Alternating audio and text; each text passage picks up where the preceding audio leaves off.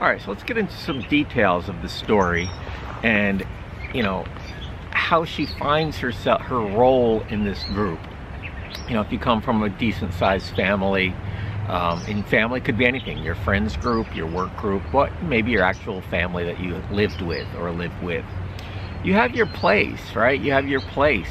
As the youngest, I was kind of the comedian of the family, and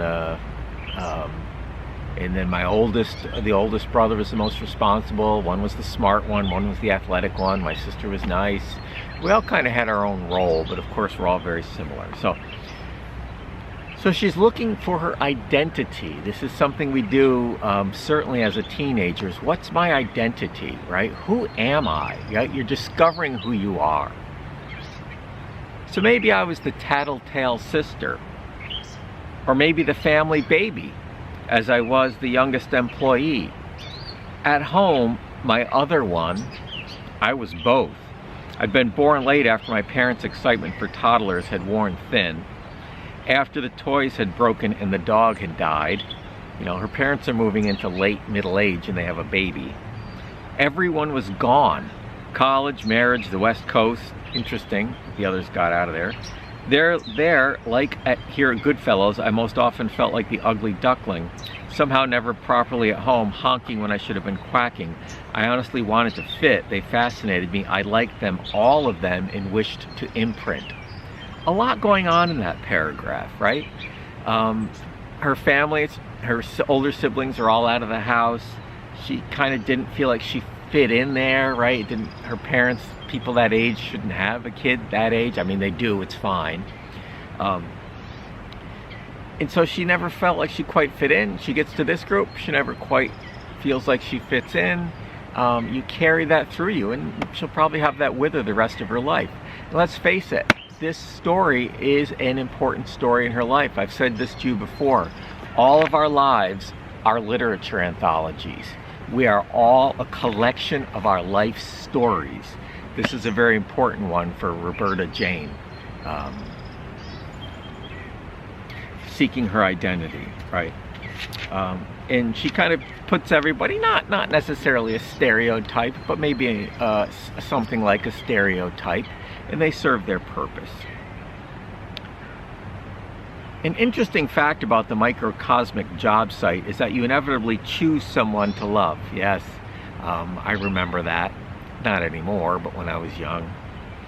Even if you wouldn't give that person a second thought on the outside world. This, in my case, was Luke. So she crushes on Luke. She listens carefully to him, but doesn't converse with him. It's really kind of sweet in a way, and of course he turns out to be a big disappointment.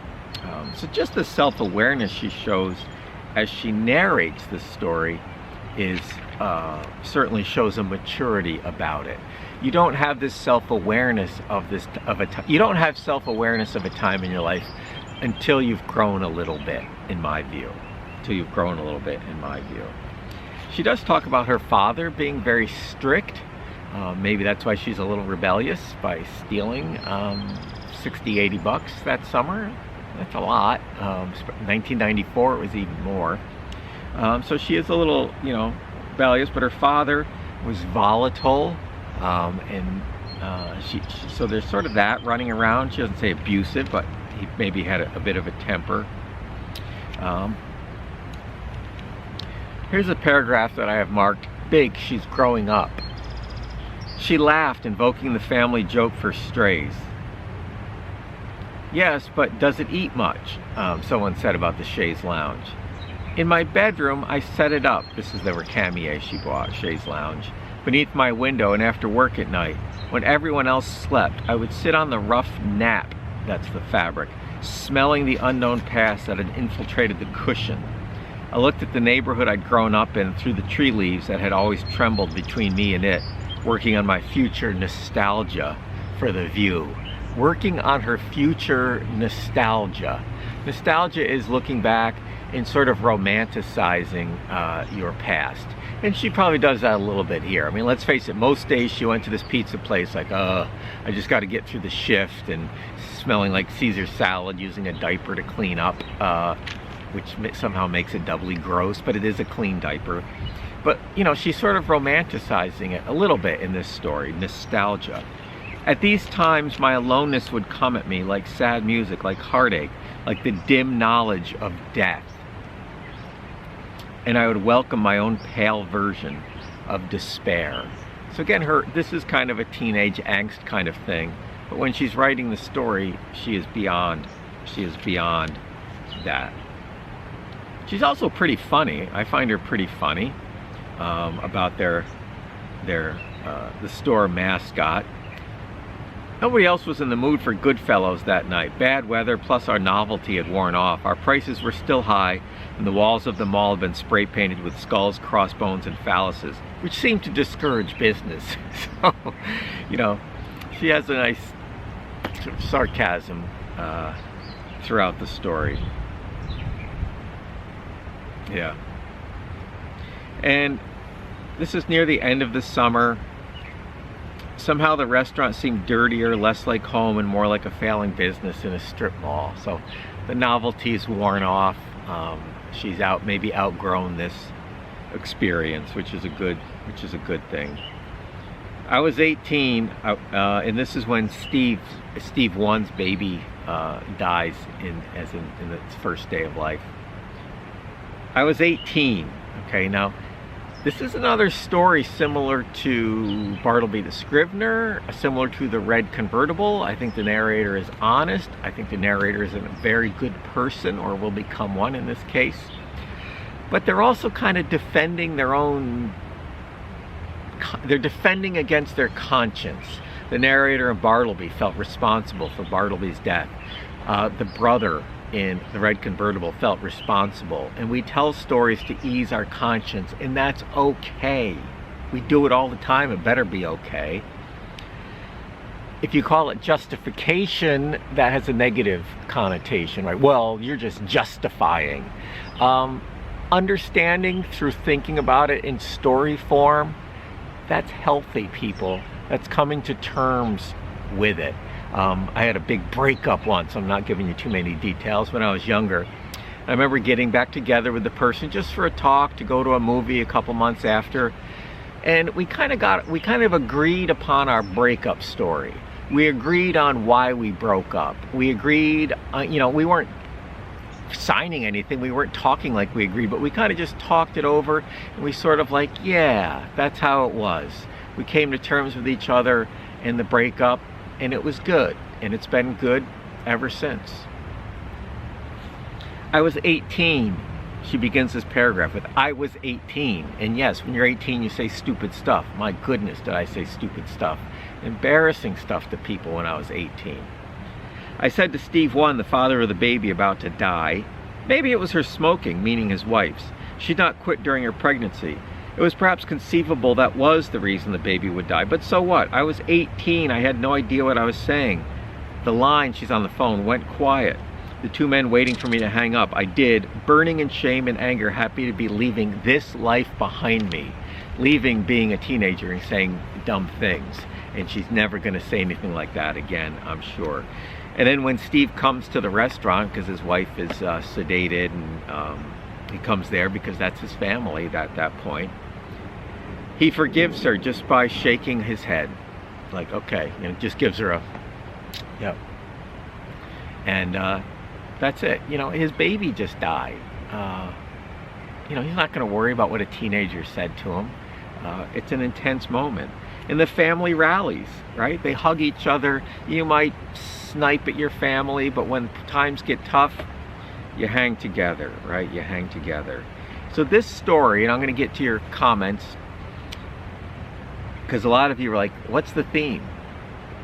Emma over here, Emma even sent me an email this morning saying, hey, Professor Berninger, thanks Emma, you gonna make that Goodfellows video? I don't really know what the theme is. Good question, Emma.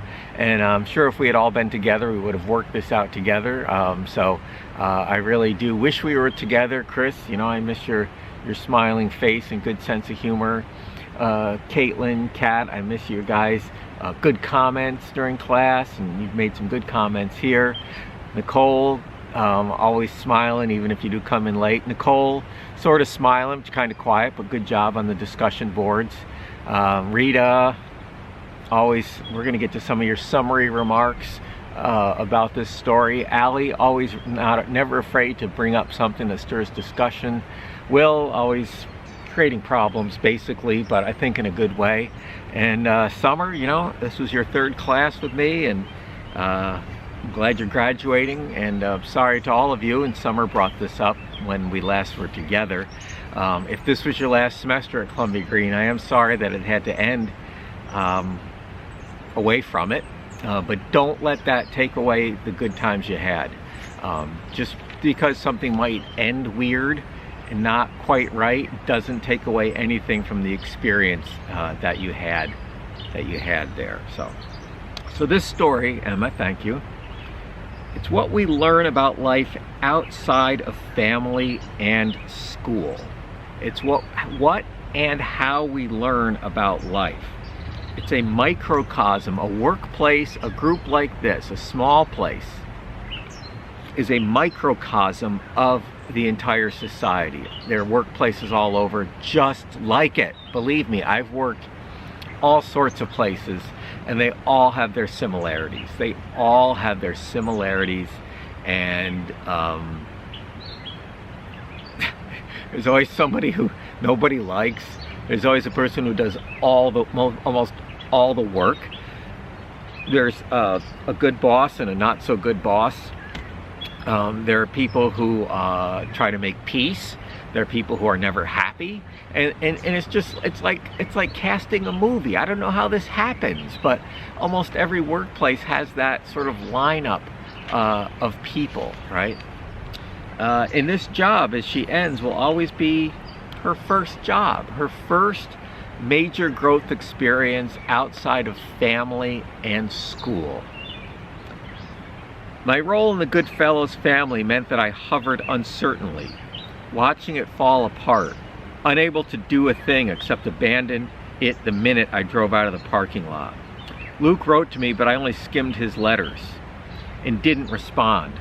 My shame of him, of myself, thereby confined to a place and time I'd put away. I never saw any of those people again, not even accidentally, though Goodfellows could have been the proving ground where she proved for my next job, my next little family, and the next one, and the next, and all the others that were to come. It's the first building block of the foundation of her work life, her family life, in many ways, of many parts of her life. Now, she says I never saw them again, not even accidentally. Well, until she writes a short story that's almost like a tribute to all of them, right? Because they do rally at the end. So she does see them again. She sees them again in her story.